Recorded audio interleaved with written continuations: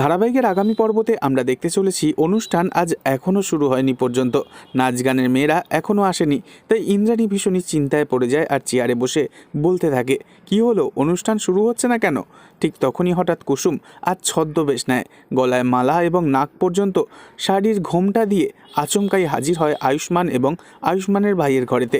আয়ুষ্মান তো কুসুমকে দেখে চিনতেও পারে না। আয়ুষ্মান বলে ওঠে, কে আপনি? তখন ছদ্মবেশী কুসুম ঘোমটার আড়াল থেকে বলে ওঠে, আজকের গায়িকা। এ কথা শুনে আয়ুষ্মানের ভাই চিনতে পেরে যায় আর বলে, জাদুঘর তুই এসেছিস? এই বলেই আয়ুষ্মানের সামনেই সে কুসুমকে জড়িয়ে ধরতে যায়। আয়ুষ্মানের ভাই কুসুমকে কানে কানে বলে, তুমি তো আজ ফাটিয়ে দিয়েছো দেখছি।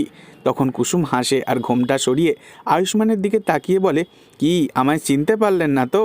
তখন কুসুমকে এই অবস্থায় দেখে আঁতকে ওঠে আয়ুষ্মান। তবে কি হবে এবার? কুসুমকে ইন্দ্রাণী যদি চিনতে পেরে যায়, কী শাস্তি হতে চলেছে তবে? কুসুমের ভাগ্যে নাকি আয়ুষ্মান আবারও ঠিক বাঁচিয়ে দেবে কুসুমকে? নেক্সট আপডেট জানতে অবশ্যই সাবস্ক্রাইব করে রাখবেন। ধন্যবাদ।